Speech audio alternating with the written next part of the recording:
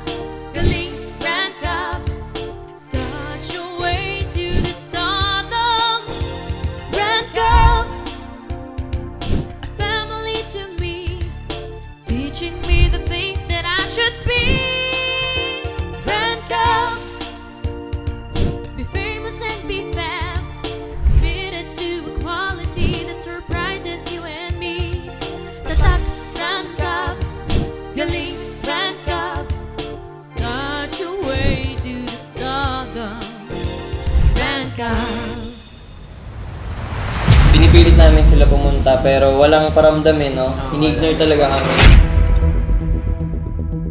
Doon na kami nagulat kung ba't sila nagpaalam. Nagkayaan kami mag-basketball, ganyan-ganyan. Kahit sa mga ganong klase ng bagay, di na sila nagre-rep. Siyempre, as a love team, kailangan din namin ng explanation kung bakit kami. So yun guys, magkakasama na naman tayo sa vlog ngayon. Pero, dediretsuhin ko lang kayong lahat. Kamusta kayo? Ayos lang. Okay lang naman. Okay lang. Okay lang kayo. Okay lang naman. Kayo dyan sa likod. Ikaw, Angel, kamusta ka naman ngayon? Actually, medyo malungkot. Kasi syempre, diba, biglang nawala si Cass. Ikaw yan, kamusta ka naman? Okay lang. Pero syempre, malungkot din kasi kulang, diba?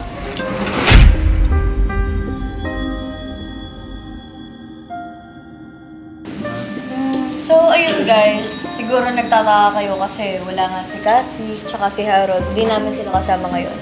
Kaya, siguro tong vlog na to, ikikwento namin kung ano talaga yung nangyari. Simulan natin kay JM. Sa akin guys, nabigla lang din talaga ako kasi parang bigla na lang nawala no? Sa amin ni Ernest kasi kami talaga yung dikit no, ni Miles yan. Bigla na lang hindi nagre-reply sa mga messages natin, di ba? Kasi sila nang-ignore talaga sila. Oo, kasi mag-vlog tayo, may photoshoot tayo, hindi nagre-reply na. Wala na sa mood. Actually guys, wala na sila sa mood no. Nag-photoshoot kami. So parang nanibago na kami. Tapos itong may next ganap na kami, nagkayaan kami mag-basketball, ganyan-ganyan. Kahit sa mga ganong klase ng bagay, di na sila nagre-reply. Sanay kami na nandun sila palagi. Kasama namin sila. Tapos nung next vlog namin, ayun, pinipilit namin sila pumunta pero walang paramdam no? Ini-ignore talaga kami.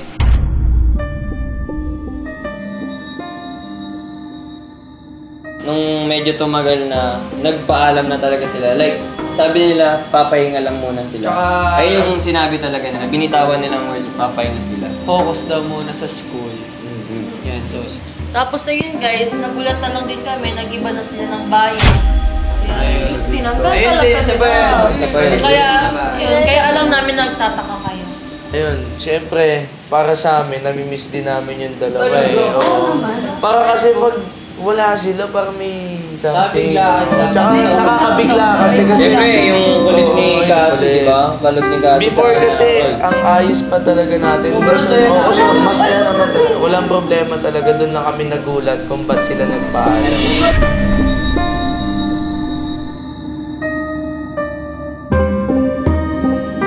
Siguro kasi sa pagod lang din yun, no? Siguro, na-drain sa schedule. Sinabayan ng schedule yun. Or siguro yung mga problema nila sa mismong buhay talaga nila. Hindi nila na-offer personal sa atin. personal Oo. problems nila. May mga Ito, si Angel bilang syempre partner ni Cassie. Anong masasabi mo? Ayun nga, nagulat din ako kasi bigla naman tumawag sa akin si Sir, tapos sinabi niya na, ayun nga, hindi na nag-reply si Cassie.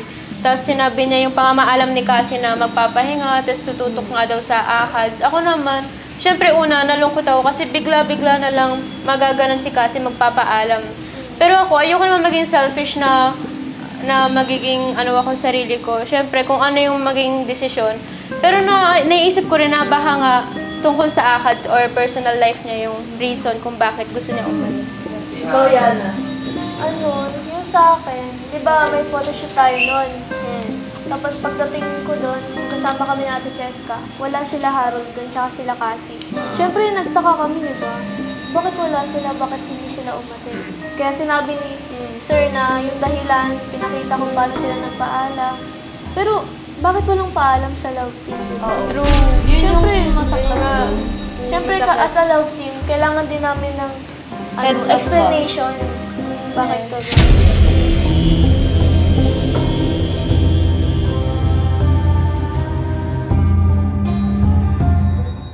Last vlog namin, hinahanap niya ba't wala si Cassie and Ito yung Harold. reason. Ay, ito na yung reason, guys. Ito na yung ito na yung sagot sa mga tanong niyo.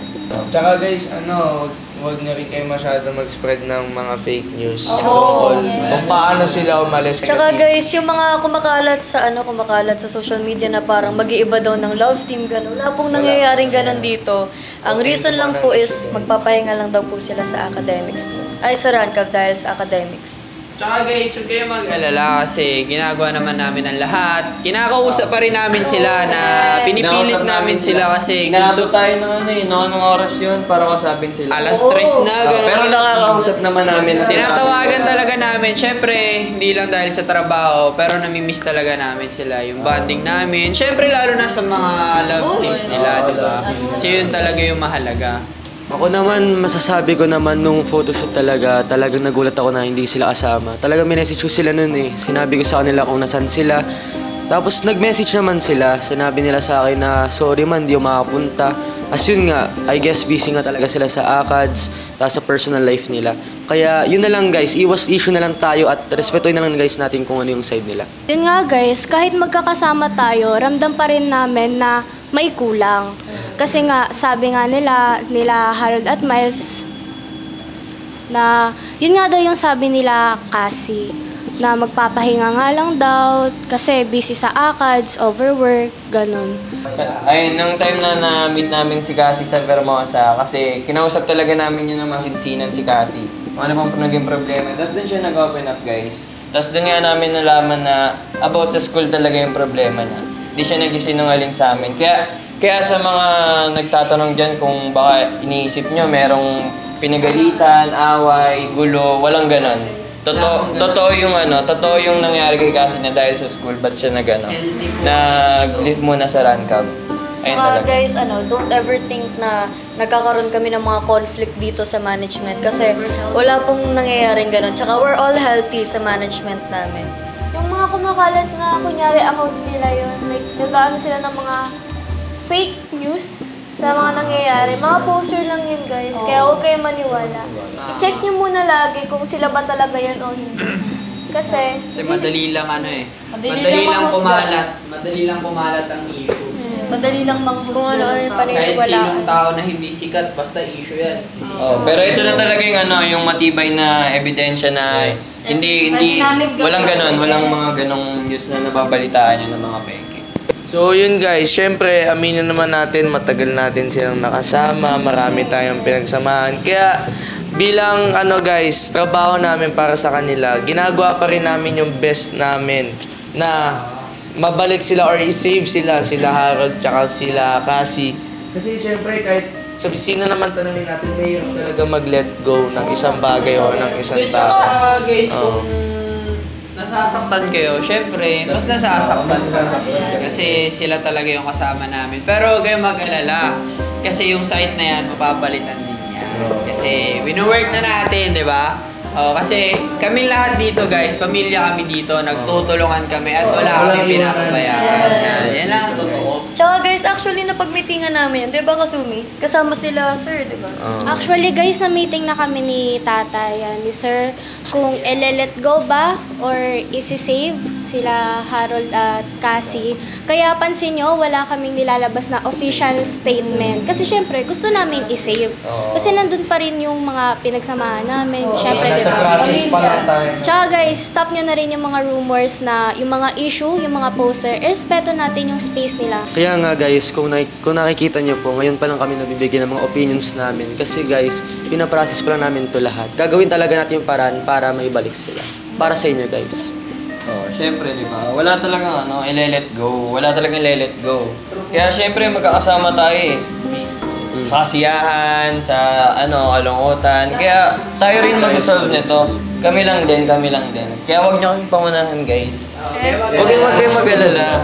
Yes guys, huwag kayong mag-alala kasi pinipilit naman ng management namin lahat na maibalik din sila. So, huwag kayong susuko. Hindi rin kami susuko, guys. Siyempre guys, alam ko naman at alam namin na hindi papayag yung mga Hana editors at mga supporters ng Hana. Kaya sinusubukan talaga namin na ma-save sila. Kaya kalma lang kayo guys. Kalma lang. So guys, in my opinion, always be positive po. Lalo na po sa mga Hana supporters and sa Chelsea. Kasi alam ko naman guys na sila yung inspiration nyo guys eh. Kaya dapat talaga na ibalik natin yun para mag-generate yung happiness nyo guys. Tsaka guys, huwag kayong mag-aalala kasi papayag ba ako na mawala yung dalawang kapatid o hindi ko makasama? Siyempre, di tayo papayag kasi kulang masaya pero siyempre pag kumpleto kami, mas sobrang saya. Kaya nga nang sabi nila na we're trying to save everything kasi ang hirap naman talagang i-let go. Kung nalulungkot kayo, syempre nalulungkot din kami kasi para na kaming isang pamilya dito eh. Kumbaga laban ng isa, laban na lahat. Yes, kalma lang kayo guys. Malay nyo guys, next vlog, kasama na ulit namin sila. What if? Kaya ayun guys, syempre, bilang kaibigan din naman nila Cassie, nila Harold, syempre masakit sa amin na bigla-bigla silang gaganon. Bigla-bigla silang i-exit. Pero nandun din yung understanding na syempre may kani-kanila silang buhay. Kaya bilang mga katrabaho, kapamilya, kapatid, naturing namin sa kanila, kailangan namin i-understand yun. Kaya kalma lang kayo, maayos namin to. Kaya guys, ang gawin nyo, maging updated lang kayo palagi sa mga pinopost namin. Kasi malay mo mamaya, di ba? Na-confirm na namin, nandito na sila. Bukas. Next week. Di ba? Ayun guys, tsaka alam niyo ba guys na may nabasa kasi ako na sabi nila nalilipat daw yung dalawa sa ibang management. Guys, ako nagsasabi sa inyo, hindi pwedeng mangyari yun at hindi mangyayari yun. Kasi kilala ko yung dalawa guys at meron silang commitment dito sa Rancaf Management. Tama. At saka hindi talaga lilipat yun. Nandito yung mga kapatid nila eh. Tsaka may respeto sila kung saan sila nanggaling. Tama. Kaya guys, ito na yung unang huling beses na magsasalita kami about dito. Yes, kaya guys, kalma lang kayo dyan. Tama na yan guys. Basta lagi nating tatandaan, bawal ang sad, bawal ang nega, dapat good vibes lang! Para tuloy-tuloy ang good vibes guys, huwag nyo kakalimutan i-click ang subscribe button at hit na ang notification bell para updated kayo sa mga vlogs namin. At lagi nyo lang din itong tatandaan guys, ang buhay ay parang roller coaster ride lang yan. Siyempre meron tayong kasiyahan, may kalungkutan, tatawa tayo at iiyak din tayo. Kaya dapat ang tama natin gawin guys, just go with the flow and i-accept natin ang lahat ng mangyayari. At dapat laban lang! O paano ba yan guys? Dito na nagtatapos ang mga sagot sa katanungan nyo. Kaya hanggang sa muli, bye!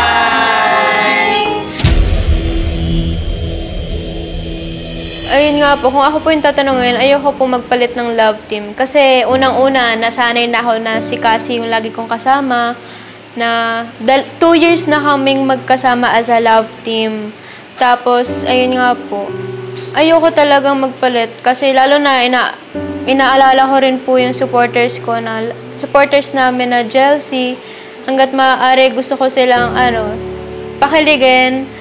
'Di ba? Kasama si Cassie, na si Cassie yung ka-love team ko. Kaya, ayun, nalungkot po talaga ako nung bigla na lang siyang umalis.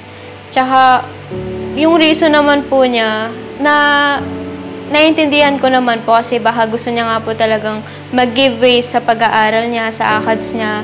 Lalo na kung may problem po talaga siya. Lalo na personally, ayoko naman maging selfish na intindihin ko lang yung sarili ko.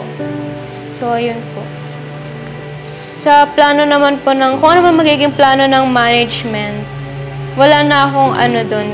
Magiging go with the flow lang po ako sa, ayun, kung mabibigyan man ako ng bagong love team, okay lang naman. Kasi part din naman yun ng trabaho ko sa Rancov. Pero, syempre, hoping pa rin po ako na maibabalik si Cassie sa Rancov. At siya pa rin yung magiging love team ko. Ayun. Kaya sa mga fans ng Chelsea, editors, sa lahat ng admin, sana kalma lang kayo guys. And gusto ko rin talagang ilaban tong love team namin. Sana walang sukuan at kami pa rin Chelsea.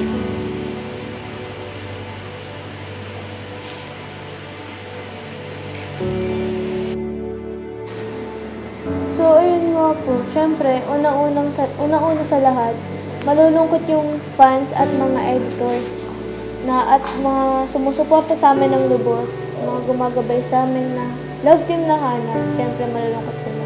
Pero, kailangan po talaga natin i-respeto yung decision ni Harold kung aalis ba siya. Kaya, ayun. Ako din, mag-i-stay naman po ako sa management. And for the meantime, gusto ko po muna mag-solo. Kasi kung umalis na siya, mag-solo na lang po muna ako. Pero kung may darating po na talagang fit sa akin, why not? Okay lang po. Pero syempre, nakakalungkot pa din kasi si Harold po aalis na. Sabay po kami nag-grow, sabay po kaming nakilala. Kaya, ayun po, nakakalungkot talaga. Sa mga editors at supporters namin ni Harold, ng Hana, kalma lang kayo guys kasi tinatry ko yung best ko at ng management para mabalik si Harold. Siyempre, di naman madali na bastang i-let go si Harold, si Cassie, kasi maapektuhan din yung love team, pati kayo. Kaya ayun lang guys. At siyempre, naniniwala ako na Hana pa rin sa 2025.